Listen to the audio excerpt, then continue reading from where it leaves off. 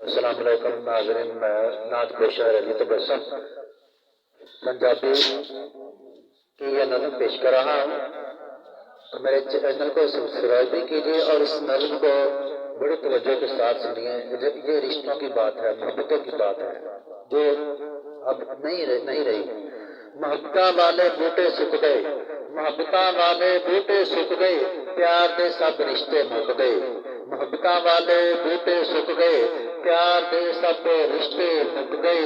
एक ही यार जमाना हुनाया, एक ही यार जमाना हुनाया, छट गया साथ साथी जिन्हों बनाया।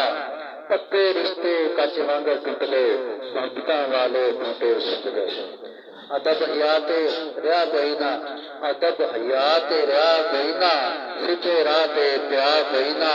मरीदा अगे पीर हुण झुक गए, मोहब्बतां वाले बूटे सुक गए।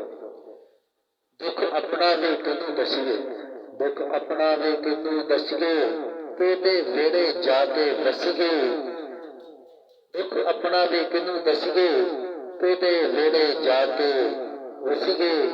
पुरानियां कंधां दे ले भी छुट गए, पुरानियां कंधां दे ले भी छुट गए, मोहब्बतां वाले बूटे सुक गए।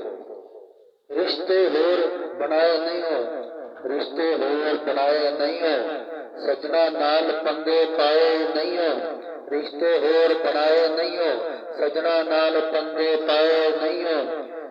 पर फिर भी तबस्सुम साडे, पर फिर भी तबस्सुम साडे हासे रुक गए, पर फिर भी तबस्सुम साडे हासे रुक गए। मोहब्बतां वाले बूटे सुक गए, प्यार दे सब रिश्ते मुक गए। अगर शेयर पसंद आए तो इनू लाइक करो तो दूसरों के लिए इन्होंने शेयर करो। अपना ख्याल रखना। अस्सलाम वालेकुम रहमतुल्लाहि व बरकातुहू।